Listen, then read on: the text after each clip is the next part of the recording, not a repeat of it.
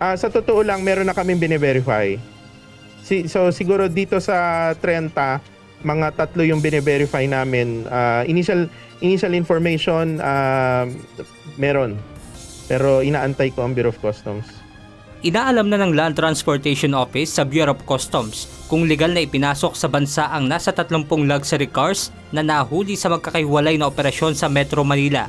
Ayon kay LTO Chief Assistant Secretary Marcos Lacanilaw, kabilang sa dahilan kung bakit na-impound ng mga mamahaling sasakyan ay kawalan ng rehistro at driver's license na nagmamaneho nito.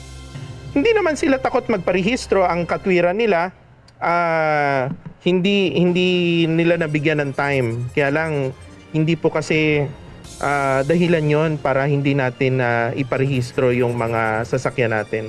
Sakali namang mapatunayang hindi dumaan sa tamang proseso ang mga mamahaling sasakyan, ay ita-turn over ang mga ito sa BOC. Aminado naman ang hepe ng LTO na noon ay nahihirapan ang mga LTO personnel na manita ng mga luxury vehicle dahil na rin umano sa intimidation. Karamihan nga ng mga enforcer, pagka pinara mo yung mga luxury vehicle, syempre, iba yung pag mapara mo luxury vehicle, minsan politiko o minsan mataas ang katungkulan sa gobyerno, na-intimidate sa totoo lang. Aminin natin, na-intimidate lahat. Kaya nga kami, sabi ko nga sa kanila, kaya sinimulan ko yung paghuli. Ako ang kauna-unahang naghuli ng luxury vehicle. Hinuli ko yung Urus, yung sumunod na Ferrari. So nagsunod-sunod na.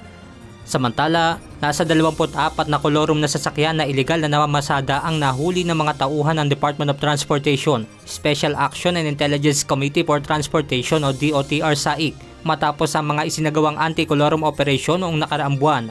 Kabilang sa nahuli ng DOTR SAIC ay 9 na bus, 13 van at 2 sedan o taxi. Ayon sa SAIC, sa pamamagitan ng operasyon kontra kolorum, mapapanatili nila ang kaligtasan ng kapakanan ng mga pasahero at integridad ng kalsada. Aabot naman sa nasa 11.8 million pesos ang malilikom nila kapag nagbayad ng multa ang mga ito. Benedict Samson, UNTV News and Rescue. Diyos ang aming sandigan, serbisyo publiko ang aming pinahahalagahan.